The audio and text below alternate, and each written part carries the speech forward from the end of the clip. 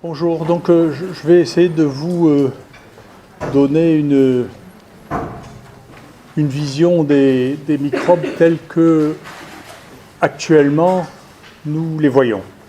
Donc ce qu'on vous enseigne et ce qu'on vous a enseigné est faux, bien sûr, parce que c'est trop compliqué de vous dire ce que nous savons. Donc on commence toujours par simplifier les choses d'une manière extrême. Et s'il y a une chose que vous devez savoir, sinon vous cessez d'être dans le monde de la connaissance pour passer dans le monde de la religion, c'est ce que vous enseigne maintenant, c'est une image de notre connaissance actuelle. Et bien entendu, dans les gens que vous entendrez, le niveau de connaissance est extraordinairement variable. Donc sur la microbiologie, je pense qu'à peu près je dois pouvoir vous dire quel est l'état de la connaissance actuelle. Et cette connaissance actuelle, elle sera battue en brèche demain. Et il y a des mondes dont je vais vous parler de la microbiologie qui ne sont apparus et qui ne nous sont connus que depuis le XXIe siècle. Donc les cours qu'on vous fait, peut-être pas parce que c'est Jean-Marc Rollin qui est mon élève, qui vous les fait en pharmacie, sont des cours qui sont datés parce qu'on ne peut pas vous enseigner les choses au fil de l'eau. Mais ici, eh bien, c'est le moment d'écouter ce que nous croyons savoir maintenant. N'importe quel chercheur est par définition un renégat, c'est-à-dire que vous pensez quelque chose parce que vous théorisez ce que l'on sait à un moment donné, mais ce savoir sera remis en cause demain par d'autres technologies et les théories s'adapteront à la nouvelle connaissance. Pour ce qui concerne les microbes, ils ont été vus à partir du XVIIe siècle au microscope, mais considérés jusqu'au XIXe siècle comme des curiosités zoologiques. C'est de la curiosité, on voit quelque chose, mais on ne relie pas ça à quelque chose qui pourrait représenter un autre intérêt que celui de la curiosité. Et puis, il va y avoir, à partir de la fin du XIXe siècle, un grand débat pour savoir est-ce que les microbes donnent ou ne donnent pas des maladies. Donc ça s'appellera la théorie du germe, et il y aura en Angleterre Lister qui va inventer l'hygiène en disant il y a des microbes et donc il faut se nettoyer pour ne pas transmettre des maladies. Il va y avoir en Allemagne Koch, si vous voulez, qui décrira le bacille de Koch et qui est celui qui, pour la première fois, mettra en évidence un lien de causalité entre un microbe et une maladie. Et puis en France, il y aura Pasteur qui mènera un combat extrêmement important pour faire admettre que les microbes sont capables de donner des maladies. Le nom microbe a été suggéré par un chirurgien qui s'appelle Sédillo, qui a dit à Pasteur dans les couloirs de l'Académie de médecine, tu devrais appeler tes trucs des microbes puisqu'on les voit au microscope. Et donc Pasteur a proposé en 1878 le nom microbe. Donc c'est un nom français. Et les Français ont un goût que vous connaissez, hein, et en particulier en sciences, pour nommer les choses. Les Français aiment bien donner des noms aux choses, et donc c'est un élément important. Et donc, Pasteur va donner ce nom de microbe, qui donnera la microbiologie, et une des premières bactéries dont il étudiera le rôle pathogène, c'est chez la poule.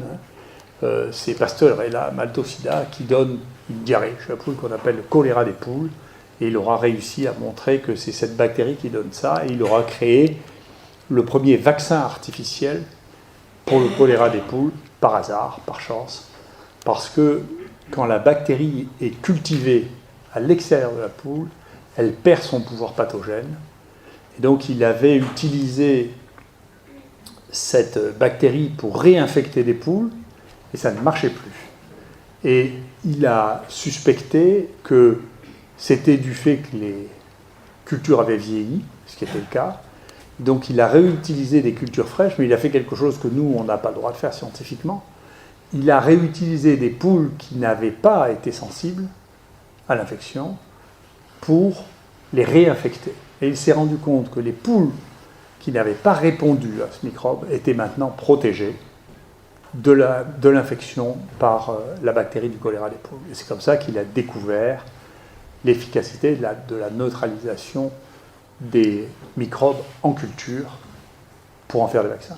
Donc c'était la première vaccination qui n'était pas la première vaccination, c'est lui qui a donné le nom vaccin, du fait qu'on utilisait la vaccine, qui était le virus équivalent de la variole chez la vache, qui a donné le nom de vaccin pour cette action. En 1925, un autre Français va créer les noms prokaryotes et eucaryotes à partir de l'examen des microbes, en disant, écoutez, dans les microbes, il y a des microbes qui ont un noyau, ceux-là c'est les eucaryotes, des microbes qui n'ont pas de noyau, ça ce sont les prokaryotes, et donc il y a deux groupes. Et donc on est passé d'un monde du microbe au monde binaire, eucaryotes et prokaryotes. Là non plus, ça souffre de beaucoup d'exceptions. Une de ces exceptions, vous la voyez ici, c'est celle d'un parachlamydia, sur lequel on a beaucoup travaillé, et qui montre, vous voyez, un noyau, c'est une bactérie, hein, mais qui a un noyau que vous voyez ici, au milieu, et donc il existe des bactéries qui normalement sont rangées dans les prokaryotes, qui ont un noyau, qui ont une membrane nucléaire. Et c'est très... Pour nous, c'est une expérience très intéressante parce que nous avions pris, et nous avons été les premiers à publier dans mon laboratoire, des photos de parachlamydia en microscope électronique. Et nous n'avons pas vu qu'il y avait une membrane nucléaire. Parce que la théorie nous empêchait de voir qu'il y avait une membrane nucléaire. Et donc, ce qui nous avait intéressé, c'est qu'il y avait certaines d'entre elles qui avaient une forme de croissant, et donc on a décrit ces croissants. Et une fois, dans un séminaire, Fürst a présenté mes photos en disant, regardez, Didier Raoult n'a pas vu qu'il y avait une membrane nucléaire sur ces chlamydia. C'était la première fois qu'on voyait sur les chlamydia des membranes nucléaires. Et donc, j'ai été, alors que j'ai publié cet article, j'ai été empêché de voir cette membrane nucléaire parce que la théorie m'empêchait de la voir. Et ça, c'est un élément très important. Ça veut dire que les théories qu'on vous apprend aujourd'hui vont tellement vous marquer, et plus vous aurez appris une théorie jeune, plus vous croirez qu'elle est définitive. D'accord ? Et bien sûr, c'est pas vrai. Moi, je sais que tous les imbéciles disent, mais on sait bien que ça fait 1 et 1, ça fait 2. Mais c'est que les imbéciles qui disent ça. Tout votre monde n'est fait que de 1 et 1 égale 10. Tout l'algèbre de Boole, toute l'informatique, c'est 1 et 1 égale 10. Donc à chaque fois qu'on vous dit une évidence, comme 1 et 1 font 2, c'est pas vrai. Dans un monde qui est le monde le plus utilisé, dans lequel vous vivez, vous, 1 et 1, ça fait 10. Parce qu'il n'y a pas de 2. Il n'y a que du 1 et du 0. D'accord ? Donc, faites attention, la théorie, ce qu'on vous a appris, c'est extrêmement difficile de s'en débarrasser, de voir malgré ça. La troisième étape, on était maintenant dans un monde à deux types de microbes, les eucaryotes et les prokaryotes. Il y a une troisième étape, il y a Carl Woese, qui, en étudiant le ribosome, dit, écoutez, en réalité, il n'y a pas 2 groupes de microbes, il y a 3 groupes de microbes. Il y a les bactéries, les eucaryotes et les archées. Les archées, c'est un nom très stupide parce que les microbes qui sont là-dedans ne sont pas plus archaïques que les autres. Simplement, il y avait beaucoup de bactéries classées comme étant des bactéries halophiles, c'est-à-dire vivant, des bactéries thermophiles, c'est-à-dire vivant dans les sources chaudes à 90 degrés ou à 100 degrés.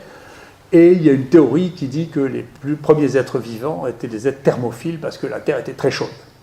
Et donc, les gens disaient c'est des bactéries archaïques. C'est des bêtises, il n'y a rien d'archaïque qui vivent maintenant. Ce qui est archaïque, c'est ce qui vivait avant. C'est un contresens. Enfin, c'est comme ça. Et du coup, pour l'instant, le nom arché est resté là. Mais en tout cas, ce qui était intéressant, c'est que d'un coup, on arrivait, basé sur le ribosome, qui est la machine, l'usine à faire des protéines, on arrivait à un monde à 3 branches, qui est le monde des 3 domaines, c'est-à-dire les bactéries, les eucaryotes et les archées. Et tout ça rejoignait une théorie que je m'efforce de détruire de toutes mes forces, qui est celle de Darwin et de l'arbre de vie, dont je pense que c'est un fantasme du XIXe siècle, dont on a des difficultés à se débarrasser, y compris techniquement.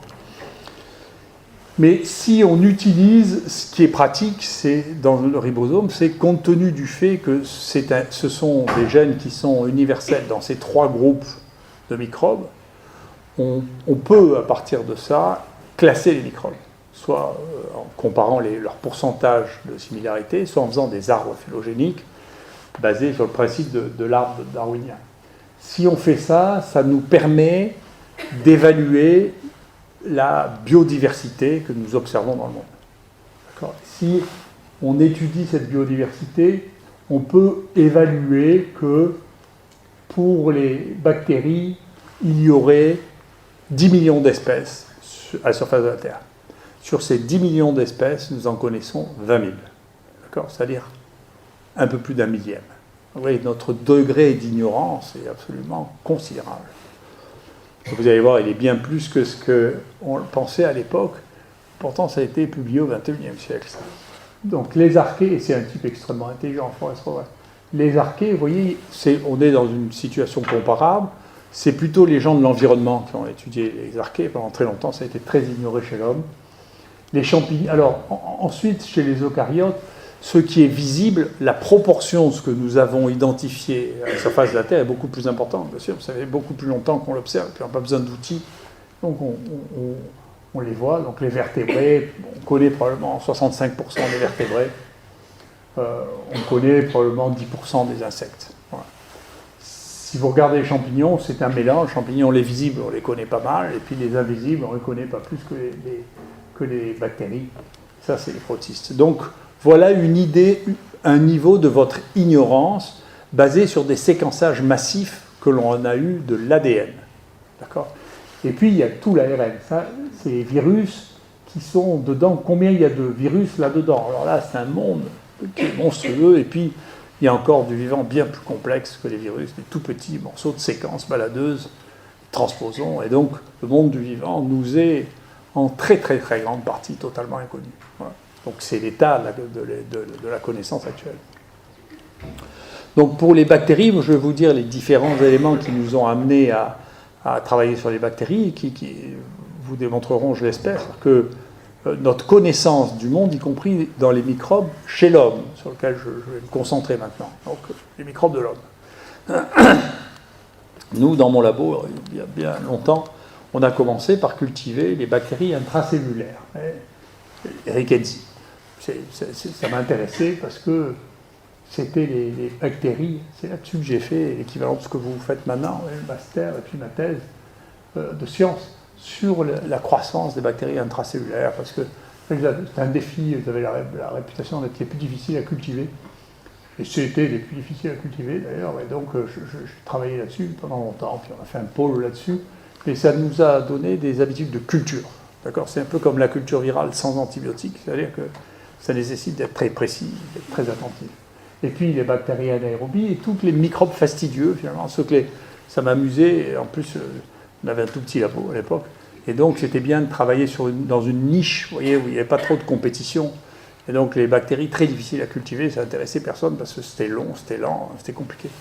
Mais ça nous a appris beaucoup sur la culture. Et puis ensuite, quand est sortie cette classification des microbes sur le ribosome, est apparu qu'il existait un gène universel, le 16S ribosomal, qui permettait de donner une signature de toutes les bactéries qui existaient. Donc, sur ce gène, on peut fixer des amorces, faire de la PCR.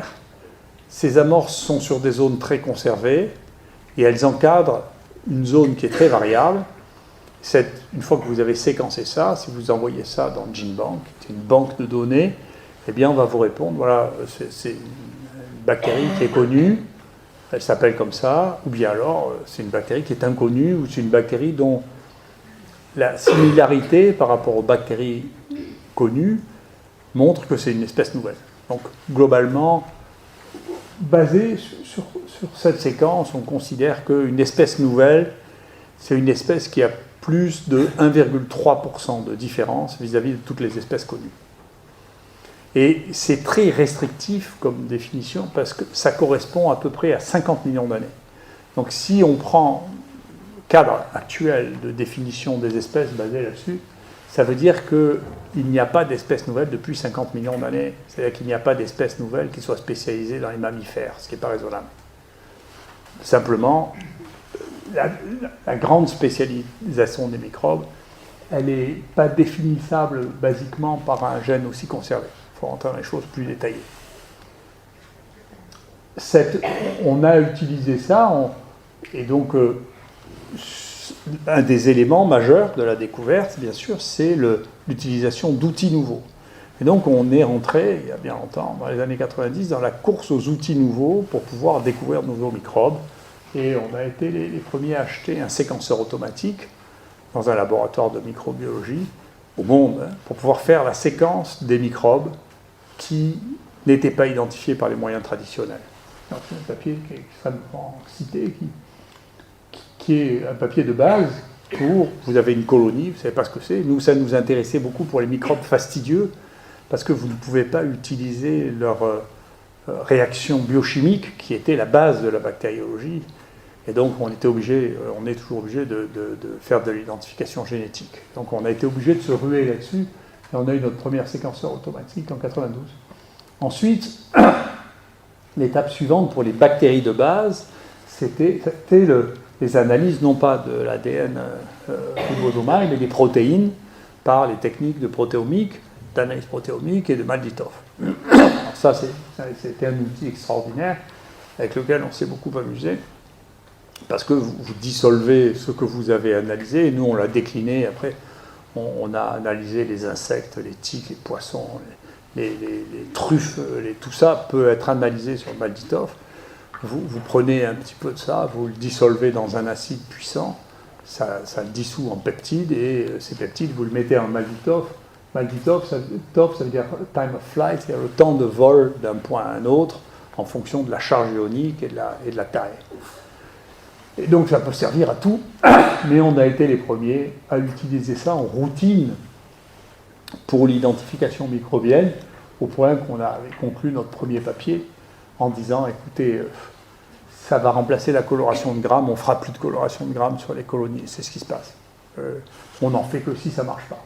Mais si on associait ces trois points ensemble, c'est-à-dire la culture des microbes un peu difficiles, la séquençage par 16S-rDNA et le Malditov, on pouvait faire un nouveau champ qu'on a appelé la culture mixte. Et ça, c'est le deuxième grand papier qu'on a fait dessus, mais à l'époque, c'était épouvantable à cultiver parce que tout nouveau champ, toute nouvelle approche est très difficile à publier scientifiquement parce que vous n'avez pas de spécialistes de ce champ, donc vous n'arrivez pas à trouver de gens pour faire la revue de votre papier. Et donc tout ce qu'il y a, c'est un éditeur qui ne sait pas qu'en faire. Il essaie de l'envoyer à des gens qui ont des champs, mais si c'est nouveau, par définition, il n'y a personne qui peut le reviewer. Donc c'est un vrai problème. À chaque fois que vous découvrez quelque chose de nouveau, en particulier un champ nouveau, vous avez un problème terrible pour le publier. La première fois, puis après les gens s'en rendent compte, et donc ça devient plus facile. Mais au début, j'ai fait ça avec 3 étudiants en M2, et donc on a commencé à montrer qu'on pouvait découvrir une quantité de microbes, en particulier dans quelque chose qui était devenu un champ scientifique extrêmement en train de se développer, qui était le microbiote digestif, à la recherche de probiotiques qui permettront peut-être de créer de nouvelles thérapeutiques. Alors qu'est-ce qu'on fait ? Eh bien, on cultive dans nombreuses conditions. Le premier travail que j'ai fait, qui était avec Jean-Christophe Lagier, qui était avec moi en Master 2 à l'époque, ça a été de tester 212 conditions de culture, puis au fur et à mesure, bien sûr, on les a réduites, de tester ça par Malditov. En moyenne, à l'époque, on testait 3000 colonies par Malditov. En tout, on a testé et on a entré 2,5 millions de spectres actuellement dans notre... C'est-à-dire que tous les étudiants qui travaillent avec moi sur la culture mixte, en tout, on fait... Alors, pour avoir un bon spectre, il faut en moyenne faire 4 spots. Donc ça fait à peu près 10 millions de tests qui ont été faits là-dessus. Alors, on a 8 machines, on a le plus gros équipement mondial de machines en Malditov pour pouvoir faire ça. Donc si ça marche, c'est-à-dire si le spectre est déjà dans la banque, ça va, on le reconnaît, c'est bon. S'il n'est pas dans la banque, à l'époque on faisait du 16S, maintenant on fait du génome complet. C'est beaucoup plus simple, beaucoup plus rapide, ça coûte un peu cher maintenant. Les choses évoluent, là aussi changent. Et donc tout ça nous a permis d'augmenter de manière très significative le nombre de bactéries que l'on trouve, bien sûr, dans le tube digestif et chez l'homme. Quand on a fait ce travail, il y avait en tout, quand on a commencé, en tout, il y avait 690 bactéries qui avaient été cultivées à partir du tube digestif. D'accord ? Et donc nous, depuis le 19e siècle, nous, notre premier objectif, c'était de faire, nous, dans mon laboratoire, avec mes étudiants, déjà d'en faire plus, nous, que tout le reste du monde réuni. Donc, ça a été atteint relativement plus rapidement que ce qu'on pensait. Au bout de 3 ou 4 ans, on avait fait ça. C'est-à-dire ici, oui. Et puis, depuis, ça continue. Et donc, maintenant, on en est là. On est en pratique. On a trouvé 600 nouvelles espèces dans le tube digestif. Mais malheureusement, maintenant, le temps de début est terminé. Tout le monde s'y met maintenant. Donc, on n'arrivera pas à conserver une telle avance sur les autres. Mais comme en tout et pour tout, quand on a commencé, il y avait 2200 bactéries isolées, cultivées chez l'homme. On s'est ramené ici à un moment où à peu près 30% des bactéries qui avaient été cultivées chez l'homme avaient été cultivées ici à Marseille. Et donc, ça, c'est les différents prélèvements qu'on a.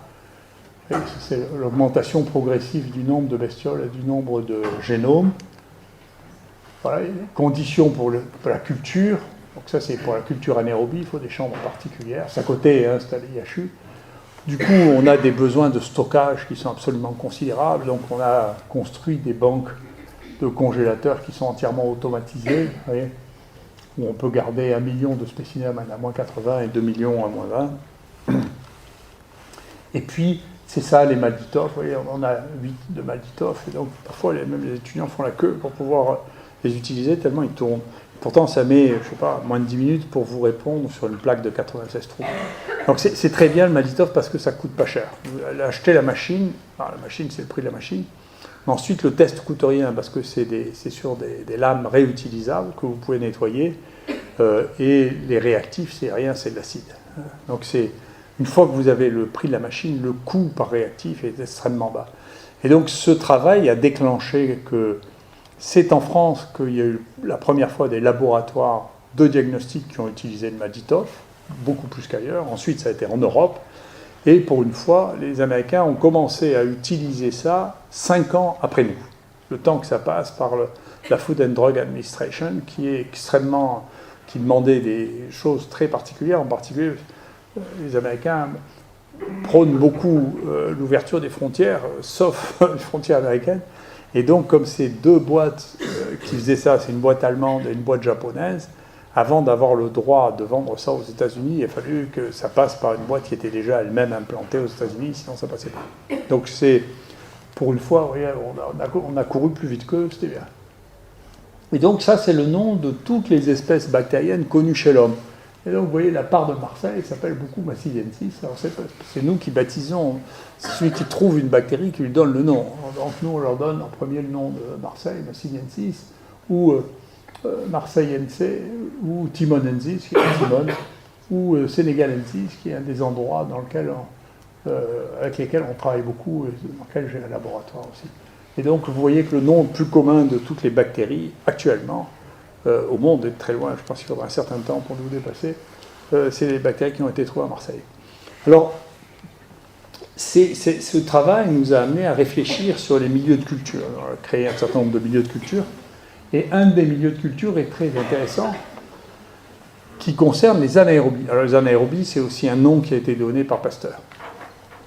Anaérobies voulait dire des bactéries qui ne peuvent cultiver qu'en l'absence d'oxygène. Alors, vous voyez ici, c'est un milieu typique de culture qu'on utilise pour les bactéries aérobies et anaérobies. On le désoxygène, vous voyez, et ça, bien sûr, c'est ouvert sans présence d'oxygène. Et donc, vous voyez que cette bactérie-là, qui est une bactérie anaérobie, elle ne peut pas pousser dans cette partie-là. En réalité, elle n'est pas vraiment anaérobie. Ce qu'elle a, c'est qu'elle est intolérante à l'oxygène. Elle n'a pas les enzymes pour détruire les circonstances de l'oxygénation. Mais si vous lui rajoutez un antioxydant, eh bien en réalité, avec un antioxydant, elle pousse parfaitement bien. Donc là, c'est le cas, vous voyez, ici c'est de la vitamine C qu'on a rajouté, c'est tout bête. Hein. Et avec la vitamine C, ça veut dire que vous pouvez les cultiver. Ouais. Et ça, c'est 2 anaérobies qui sont assez marquées comme anaérobies. Donc, en réalité, en particulier pour les sous-cultures, peut-être pour les primocultures où c'est un peu plus difficile, c'est compliqué, mais en réalité, si vous rajoutez des antioxydants, eh bien vous protégez les bactéries qui ne tolèrent pas l'oxygène. Vous les protégez et vous arrivez à les cultiver.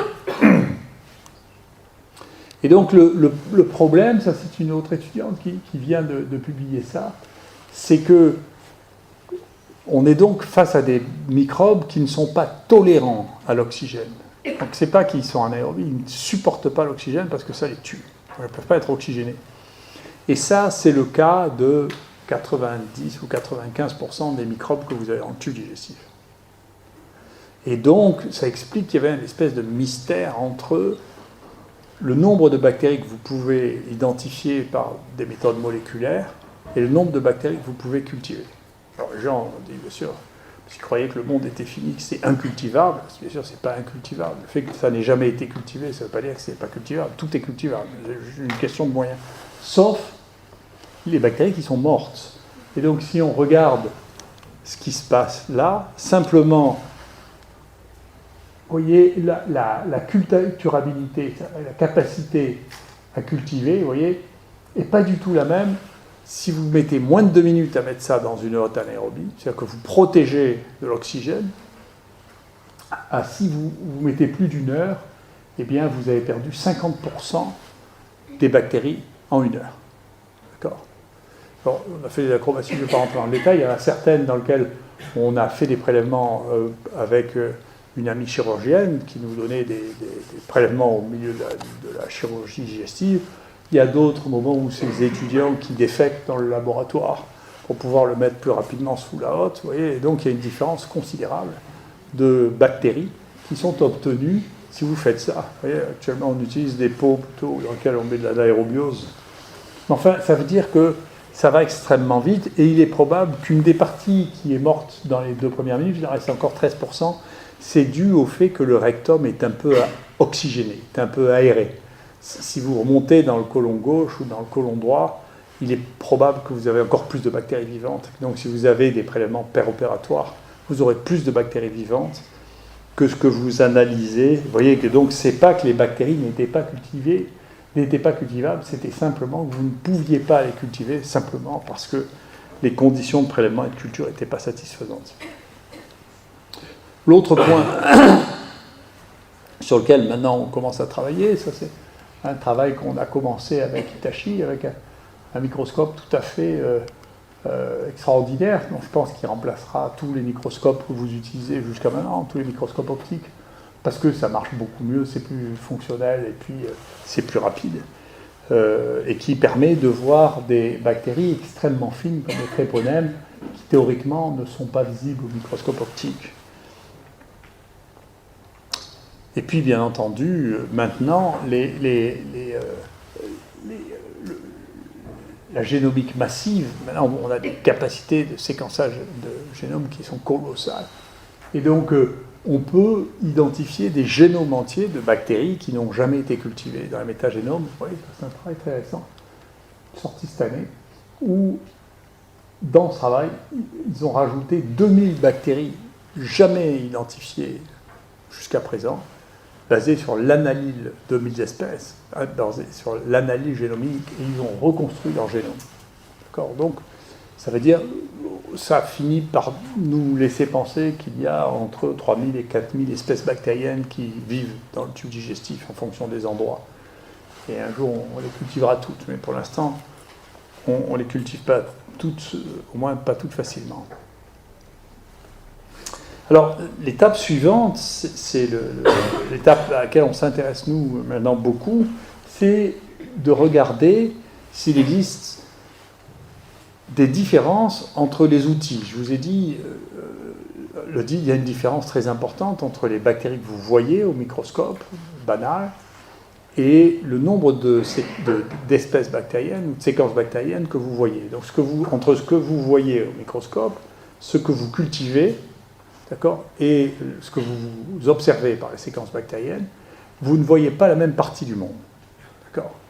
Et donc, on a voulu regarder ce qui se passait. Et donc là, vous voyez, ça c'est la séquence, et ça c'est la coloration de grammes standard. Et par exemple, on trouve beaucoup plus de bactéries qui sont considérées comme étant des grammes positifs, Firmicutes, les Actinomyces, dans le pyroséquencing qu'avec la coloration de grammes où il y a plus de bactéries grammes négatives. Alors, une des explications qu'on connaît maintenant, c'est qu'il y a des bactéries du groupe des Firmicutes qui, en réalité, sont des vraies bactéries à gram négatif, c'est-à-dire qui ont une membrane de bactéries à gram négatif.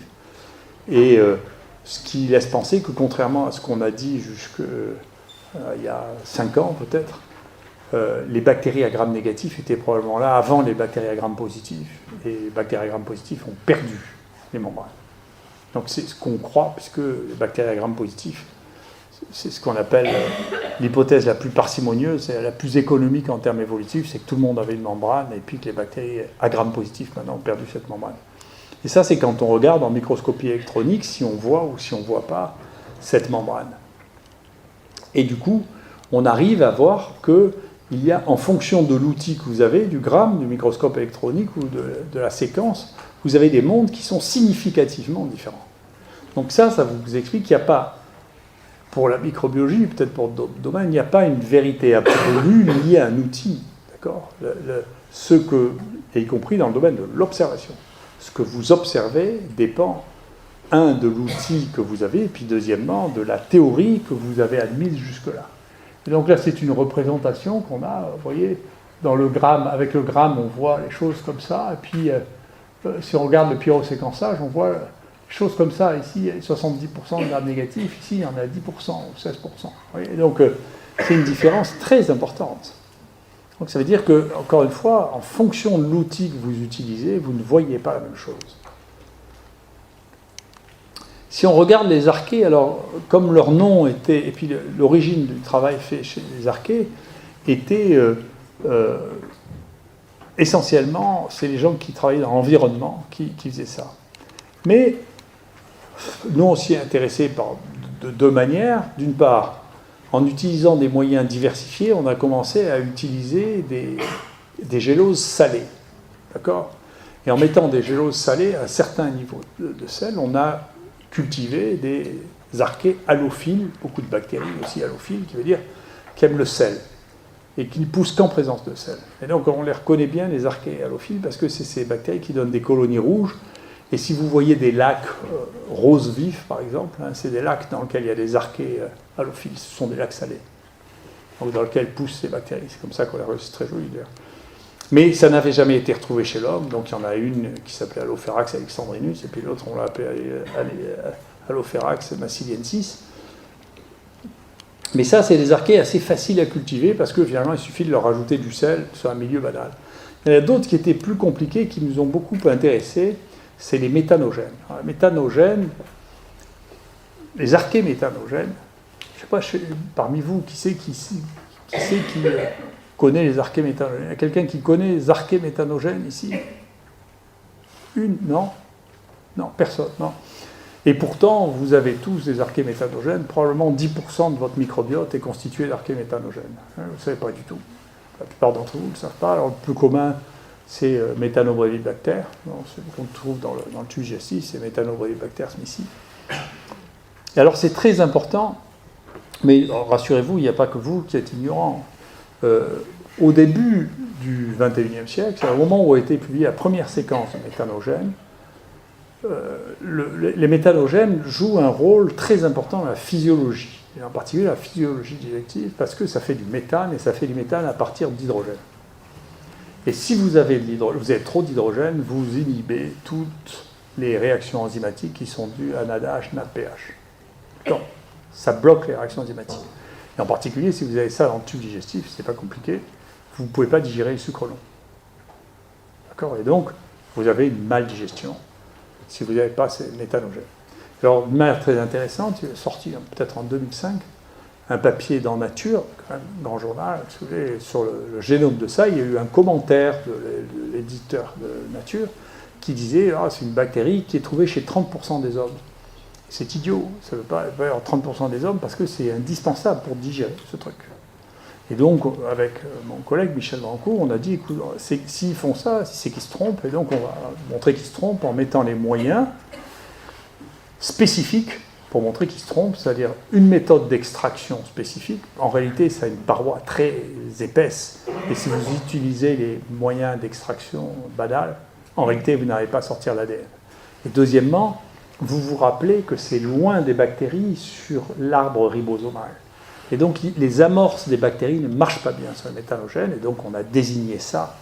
Et quand on a fait ça, on a trouvé que ce qu'on trouvait en France, il y avait 100% des gens avaient des méthanogènes, donc c'est bien entendu, c'est ce que l'on pensait. Les seuls dont on ait trouvé qu'ils n'avaient pas de méthanogène, c'est les enfants qui présentent des malnutritions sévères, qui ont une forme qui s'appelle la maladie de Korsakoff. Donc il n'y a qu'eux qui n'ont pas de méthanogène, mais vous tous, vous avez des méthanogènes, ce qui vous permet de faire du méthane. Et vous savez que le méthane, c'est un élément très important, par exemple chez les ruminants, hein, on considère que c'est un des éléments les plus importants dans l'émission de gaz à effet de serre, si vous voulez. Les ruminants jouent probablement un rôle très important, que ce soit les moutons, que ce soit les vaches, qui est probablement du même ordre que celui des énergies fossiles, en termes de volume. Donc c'est colossal, la méthanisation liée au méthanogène. Donc pour ajouter des gaz à effet de serre, on a mis au point un système de culture de méthane. Enfin, je vous rassure, ça ne change pas d'une manière significative la concentration à Marseille. Mais enfin, toujours est-il que pour les cultiver, c'est extrêmement difficile parce que, je vous l'ai dit, elles ont besoin d'hydrogène et c'est des bactéries qui ne supportent pas l'oxygène. Mais justement, on a un milieu qui permet de cultiver les bactéries qui ne supportent pas l'oxygène. Donc c'est ce milieu-là dans lequel il y a des antioxydants. Et là, on peut cultiver donc, des bactéries qui s'appellent les bactéroïdes, qui produisent de l'hydrogène pendant qu'ils se multiplient. Et donc si vous mettez des méthanogènes en même temps, eh bien, elles transforment l'hydrogène en méthane et vous avez une émission de méthane que vous pouvez mesurer. Et puis ensuite, pour pouvoir avoir des colonies, on a utilisé ce système de cafetière là, où on a la culture ici des bactéroïdes et ici l'hydrogène monte, c'est clos, donc il monte, c'est léger. Et puis ensuite, dans cette boîte, on peut rechercher et isoler les méthanogènes, ce qui devient très facile parce que les archées n'ont pas du tout la même sensibilité aux antibiotiques que les bactéries. La plupart des antibiotiques, vous savez, ça marche sur la paroi ou ça marche sur le ribosome. Donc comme elle a un ribosome différent et une paroi qui n'a rien à voir, c'est pas du tout sensible aux bêta-lactamines, par exemple. C'est assez facile de trouver des antibiotiques pour cultiver les archées. Et donc là, vous voyez, vous n'avez plus besoin de particularités dans votre labo. Vous pouvez cultiver ça dans un labo sans hôte à l'aérobie et sans source d'hydrogène. Plus les sources d'hydrogène, c'est compliqué. Hein. C'est les pompiers qui n'aiment pas beaucoup qu'on utilise l'hydrogène. Et donc il fallait avoir des endroits spéciaux. On avait fini par installer ça à la fac d'odontologie. C'est le seul endroit où on avait trouvé un endroit où mettre les bouteilles d'hydrogène. Enfin, on n'a plus besoin de bouteilles d'hydrogène maintenant. On fait ça avec ça. Et donc, du coup, on a cette technique de culture qu'on est susceptible de faire. On a fait des spectres pour le Malditoff, on peut les reconnaître. Et on peut mesurer qu'elle pousse en mesurant la production de méthane. Et du coup, Michel Drancourt s'est surspécialisé dans le domaine des méthanogènes. Et vous voyez, ça, c'est les isolats qu'on a eus, alors du tube digestif et puis de la bouche. Et puis, on se posait la question de savoir, tout le monde se posait la question de savoir comment, à partir de quel moment les nouveau-nés ont cette bactérie. Et comme les gens ne savent pas la cultiver, ils pensaient que les nouveau-nés avaient ça tardivement. Et c'est pas vrai, c'est tout de suite dans l'estomac, et c'est pas étonnant parce que c'est dans le colostrum, et c'est dans le lait. Donc les mères transmettent le lait, je dirais un petit mot là-dessus, et puis c'est dans les vaginoses, une maladie du vagin, et puis dans la salive. Et là, actuellement, on est en train de regarder, on a trouvé ça dans le sang de 11 personnes, toujours en association avec des bactéries. Et puis on a des évidences de maladies avec des archées associées à des bactéries. Alors, c'est vrai que les études du microbiote ont commencé par le microbiote digestif et par le séquençage massif qui permettait d'étudier des populations bactériennes. Mais dès qu'on a eu cet outil, on a pu changer de perspective d'une manière qui est sidérante. Par exemple, ceux qui ont fait des études médicales, pour ceux qui ont fait des études médicales, peut-être que ça a changé maintenant, mais jusqu'à un passé récent, on enseignait que l'urine était naturellement stérile, ou que le lait était stérile, et c'est complètement faux. Il est probable qu'il n'y a aucun tissu stérile. Donc l'urine, en réalité, c'est un mécanisme qu'il faut que vous compreniez bien, parce que ça va vous expliquer ce que c'est que l'évolution de la connaissance. l'examen microbiologique des urines, au départ, c'était fait pour chercher les infections urinaires.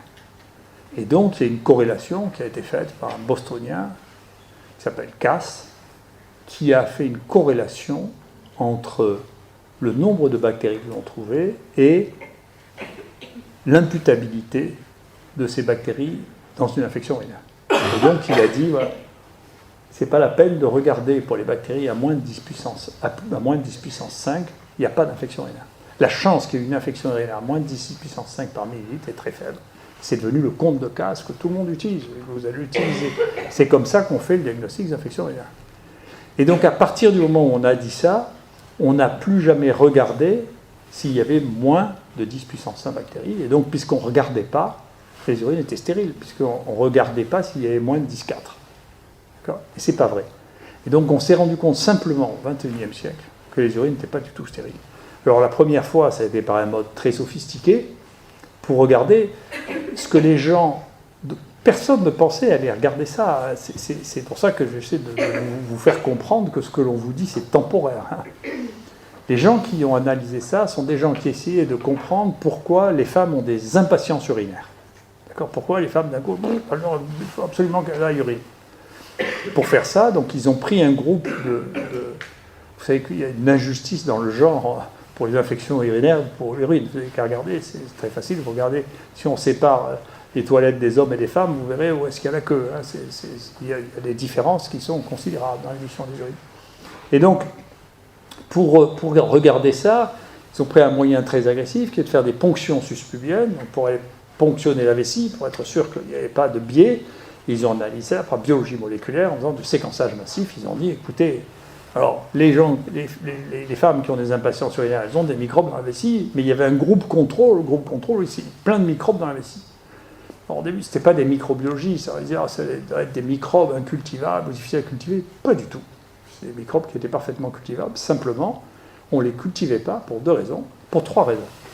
La première, on cherchait que s'il y en avait beaucoup, donc on inoculait 1 microlitre d'urine. Ce qu'on fait en laboratoire de microbiologie clinique. Deuxièmement, on cherchait que des bactéries à culture rapide, c'est-à-dire on regardait les boîtes pendant 48 heures ou 72 heures. Et troisièmement, on ne cherchait pas les bactéries intolérantes à l'oxygène.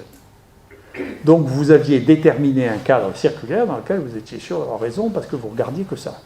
À partir du moment où vous dites je ne fais plus ça, je mets 100 microlitres ou 1 millilitre, je mets ça sur des géloses qui sont des géloses très enrichies, et je mets ça en aérobie et en anaérobie, alors 100% des gens ont des bactéries dans les urines, y compris des bactéries qui vont être susceptibles de donner des infections urinaires. Et si actuellement, je me méfie des hypothèses, parce que j'ai été obligé de changer trop souvent d'hypothèses, parce que la science va trop vite en ce moment. Donc à peine on met une théorie qu'un an après, on est obligé de changer. Donc ça tourne un peu trop vite. Mais ma théorie actuelle, si je vais en avoir une sur les infections urinaires, c'est que les infections urinaires sont des infections qui sont liées à des modifications de l'écosystème vésical. Il n'y a pas de microbes nouveaux ou spécifiques qui rentrent dedans. Dans les bactéries banales, chez les gens qui n'ont pas d'infection urinaire, il y a des entérocoques, il y a des Escherichia coli. Et donc, il y a des circonstances qui peuvent être la grossesse, qui peuvent être la déshydratation, qui peuvent emmener des infections urinaires parce qu'il y a un déséquilibre qui se passe dans le microbiote urinaire, qui est un microbiote, ça fait donne envie à tout le monde de boire. Pour éviter les infections urinaires, c'est une bonne chose.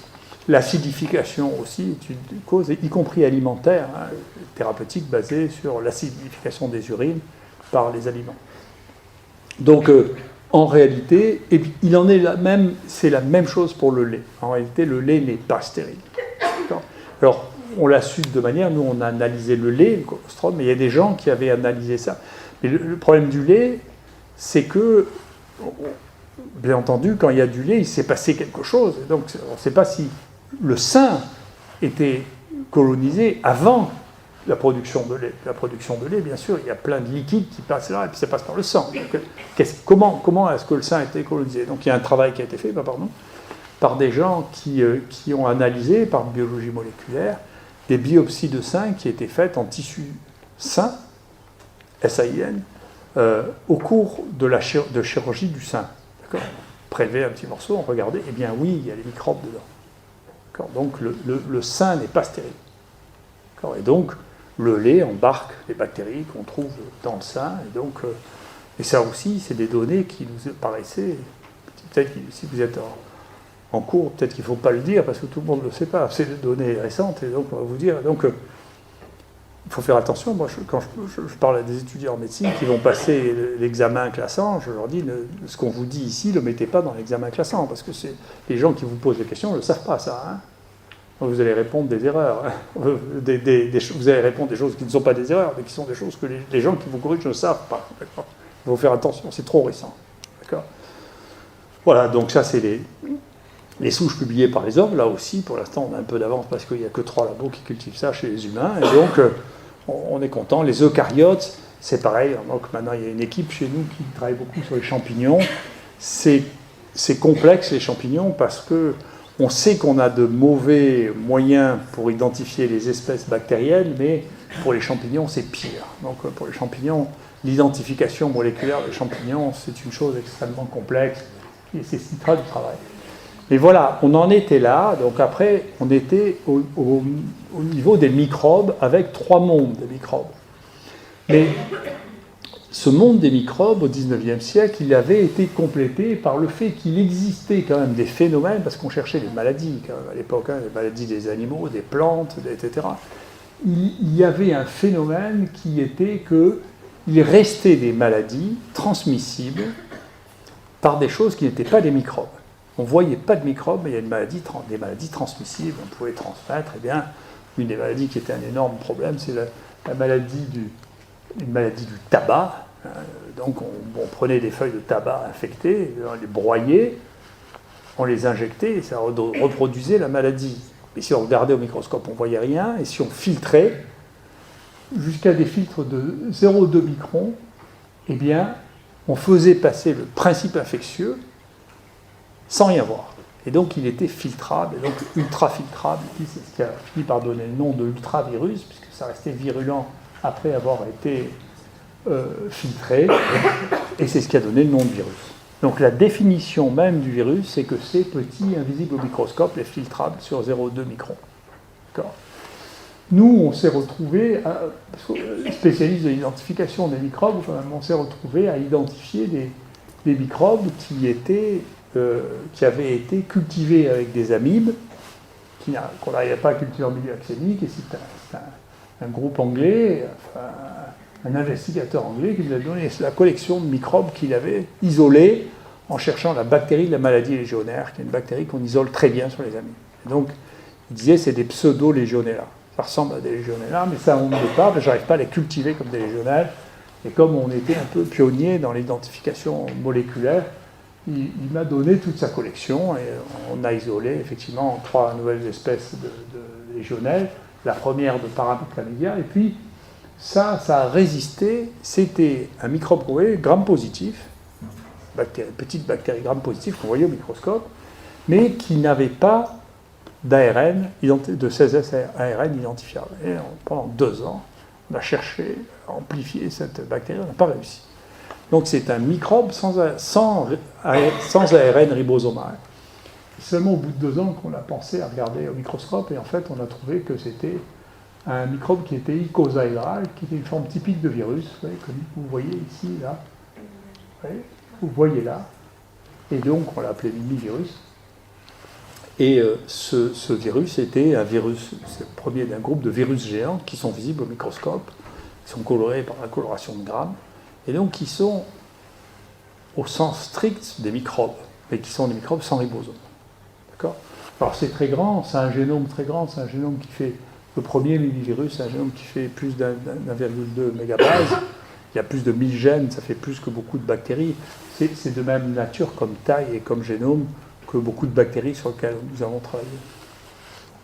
Puis on a trouvé d'autres, Marseille virus, imaginez bien que c'est ici qui a été trouvé, et puis d'autres encore, et ça c'est un Pandoravirus, c'est celui qui a le plus gros génome, un génome qui fait 2,3 mégabases, et puis celui-là c'est le plus grand, ça s'appelle Tupamavirus qu'on vient de décrire, qui a une taille de 2,3 microns. Vous voyez, on est loin de 0,2 microns.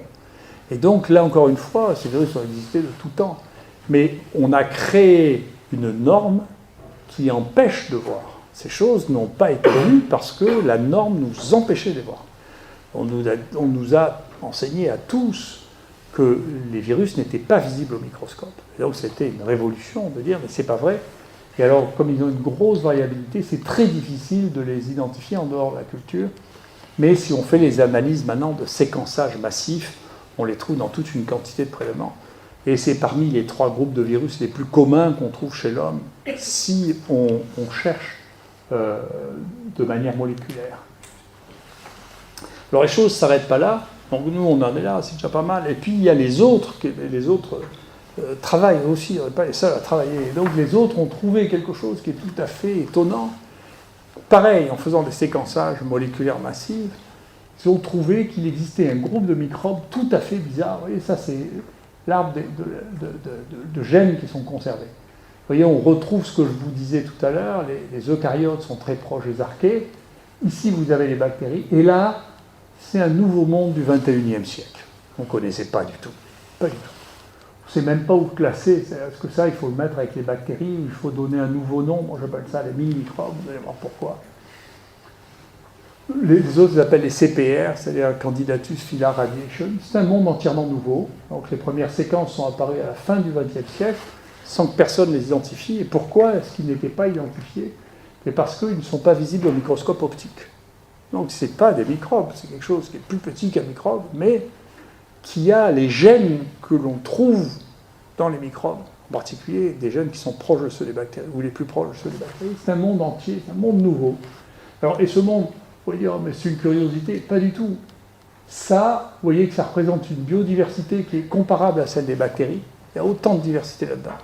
Et quand vous regardez dans l'environnement, à peu près 40% des microbes, c'est ça. D'accord ? Et on ne le voyait pas, on ne savait même pas l'existence de tout ce groupe jusqu'au XXIe siècle. Donc c'est étonnant. Donc, parce qu'on ne le voyait pas. D'accord ? Donc on avait des séquences, on ne savait pas quoi faire, mais il n'y avait pas de lien, et comme c'est, vous allez voir, quasiment incultivable, très difficile à cultiver, on ne le voyait pas.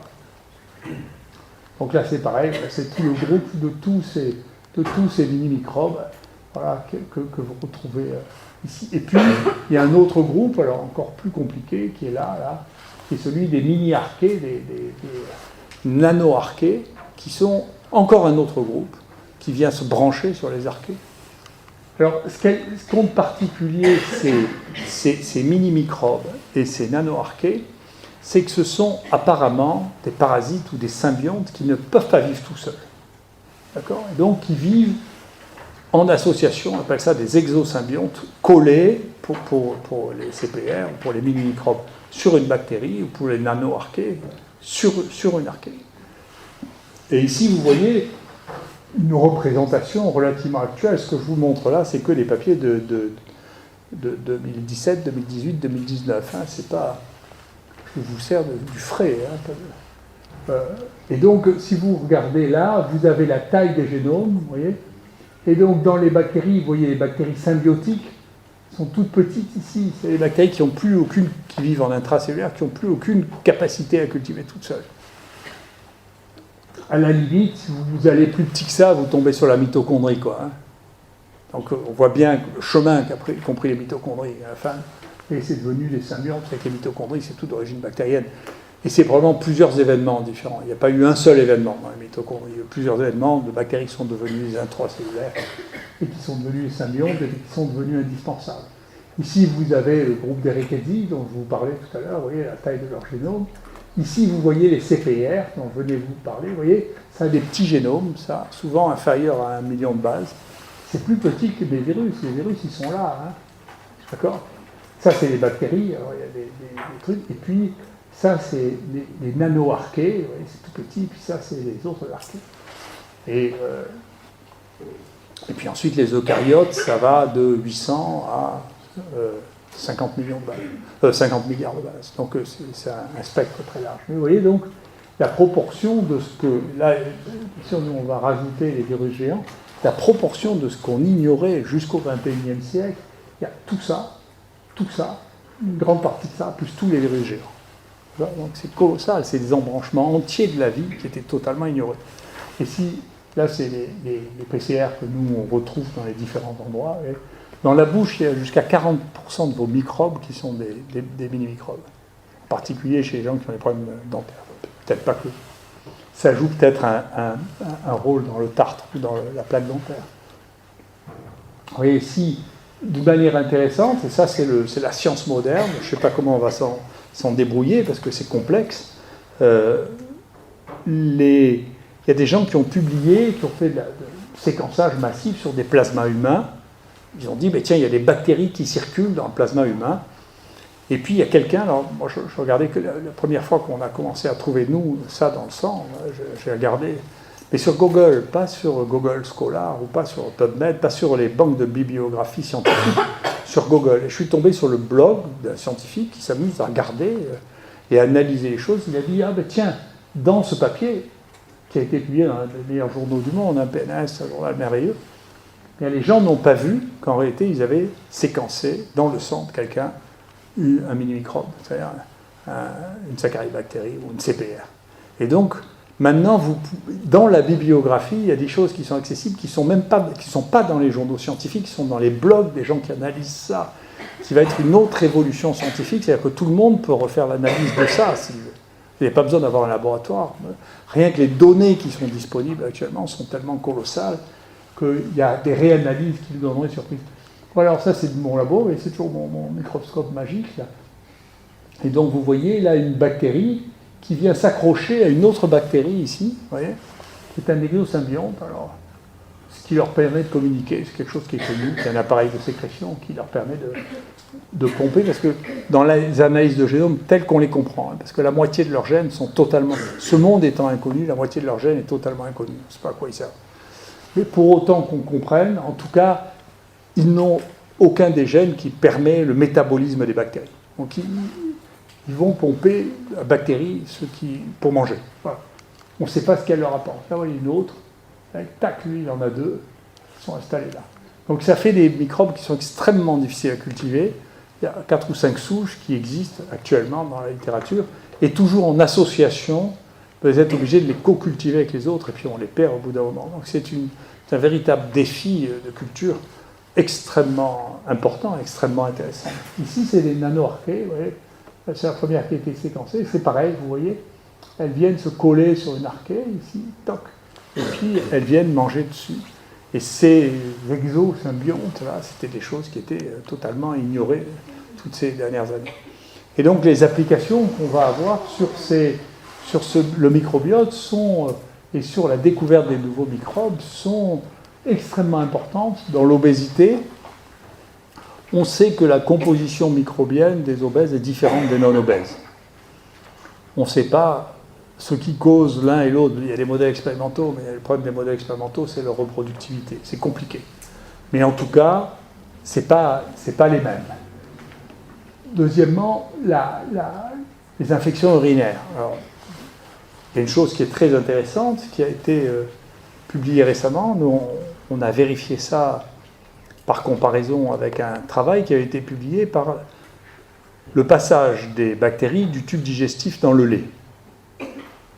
Alors, bien sûr, quand je vous dis qu'il y a des bactéries dans le lait, dans les urines, ça vient de quelque part. En pratique, la plupart du temps, ça vient du fait qu'on les absorbe dans le tube digestif et qu'elles migrent à un moment ou à un autre. Alors, dans le lait, il y avait un travail qui était un travail très intéressant, qui était, les vétérinaires s'intéressent à une maladie qui est une catastrophe pour eux, qui s'appelle la mamite des bovidés. C'est une infection du pis des vaches avec des staphylocoques dorés. Donc, le lait est contaminé, c'est mauvais, on ne peut plus s'en servir. Et c'est un problème économique très large. Et ils se sont rendus compte, en faisant une analyse comparative des vaches qui avaient une mamite, des vaches qui n'avaient pas de mamite, que celles qui n'avaient pas de mamite avaient une bactérie qui est un lactobacillus, qui s'appelle Lactobacillus salivarius. Et donc elles ont commencé à prévenir la mamite des bovidés en donnant du Lactobacillus salivarius aux vaches pour prévenir la mamite des bovidés, et ça marche. Et ils retrouvent Lactobacillus salivarius qu'ils ont donné par la bouche dans le lait. Et ils ont dit, on va essayer chez les femmes. Parce que chez les femmes, effectivement, un des abcès du sein, au cours de l'allaitement, le plus commun, c'est un abcès à staphylocoque doré. Et ils ont marqué, c'est un papier qui a été publié il y a 3-4 ans, ça marchait pareil. C'est-à-dire si on donne des Lactobacillus salivarius à des femmes qui allaitent, on le retrouve dans le lait, et ça a une prévention sur les mammites, les abcès du sein à staphylocoque doré. Basé sur ces éléments, nous on a regardé dans les infections, pour le traitement des infections urinaires, si les yaourts qui contiennent des doses considérables de lactobacillus et de bifidobacterium, il y a 10 puissance 10, 10 puissance 11, si les bactéries qu'il y avait dans le yaourt passaient dans les urines. Alors, chez nos volontaires, ils ont mangé des yaourts, et on a regardé si, avant et après yaourt, on trouvait les bactéries des yaourts dans les urines, et la réponse est dans 15% des cas, oui. Et on a vérifié que c'était les mêmes, parce qu'on a fait le génome de l'un et de l'autre, c'est le même génome qui est même passé. Donc quand vous mangez les yaourts, dans un certain nombre de cas, il y a les bactéries des yaourts qui passent dans les urines, quand même, et qui passent dans le lait, si vous avez été. Donc, ça explique comment. Elles ne passent pas toutes, il y a des bactéries qui ont plus ou moins d'efficacité. Alors on s'en était rendu compte, ça, qu'il se passait quelque chose du tube digestif jusqu'à la vessie. Vous voyez donc l'idée que les infections urinaires, ça vient du vagin, c'est une idée idiote, parce que si c'était le cas, les hommes n'auraient pas l'infection urinaire. Donc il doit bien y avoir un autre moyen d'attraper une infection urinaire. C'est pas raisonnable. C'est des déductions anatomiques simples, ça c'est pas vrai. C'est pas comme ça que ça se passe, c'est les bactéries digestives. Alors on avait eu l'occasion de le voir, ça, grâce à Clostridium difficile. Qui c'est qui connaît Clostridium difficile? Ah, quelques-uns, pas beaucoup. Alors ça, c'est la seule vraie maladie émergente, maladie infectieuse émergente, qui existe actuellement. La seule. C'est ça qui augmente et qui tue. Tout le reste dont on parle, c'est amusant, mais ça ne tue pas. Ça tue à peu près 20 000 personnes par an en Europe, 20 000 aux États-Unis. C'est ce qui suscite le plus d'excitation en termes de financement sur les probiotiques ou la thérapeutique. Et donc, ça, c'est une maladie d'écosystème, elle aussi, c'est-à-dire que c'est des gens qui ont un certain âge, à qui on a donné des antibiotiques, surtout des céphalosporines de troisième génération et des quinolones, et qui ont cette bactérie qui est toxinogène et qui vont faire une colite qui a une létalité qui va entre 20 et 50% en fonction du génotype. Donc c'est considérable. Et le meilleur traitement de ça, c'est la greffe fécale. D'accord ? C'est-à-dire qu'on remplace le microbiote par le microbiote qui est altéré. Donc c'est la première preuve expérimentale, si vous voulez. Alors, c'était une chose qui était faite il y a longtemps, puis qui a été oubliée parce que ça paraissait ne plus être raisonnable, et puis ça a été récemment fait, et nous, on fait ça à côté à l'IHU, on a dû greffer, je ne sais pas, 300 ou 400 personnes avec ça. Il y a des gens qui ont remarqué, pas nous, mais on a suivi cette fois, que les gens qui étaient greffés, un certain nombre de gens qui avaient reçu une greffe fécale pour Clostridium difficile avaient en même temps une infection urinaire chronique à rechute, c'est un des problèmes les plus difficiles à traiter, les infections urinaires à rechute, et que les gens qui avaient des infections urinaires chroniques avaient été guéris par greffe fécale. D'accord ? Donc nous, on regarde ce qui se passe après greffe fécale. Est-ce qu'il y a des bactéries qui sont transmises au cours de la greffe fécale, qui passent dans les urines? La réponse est oui. Et on a eu un cas aussi de quelqu'un qui a eu une greffe fécale, qui avait une infection urinaire chronique, qui a été guéri de son infection urinaire chronique par la greffe fécale. Donc ça veut dire que tout ça éclaire la physiologie d'un regard complètement nouveau. Il y a des bactéries qui se baladent dans un peu tous les organes, et en fonction des endroits, bien entendu, souvenez-vous que tous les antibiotiques ont une origine microbienne. C'est les microbes qui font les antibiotiques, qui font les bactéries aussi, qui font les choses. Les humains, c'est juste des copieurs. C'est les microbes qui font la plupart des antibiotiques que vous connaissez, ils sont faits par les microbes.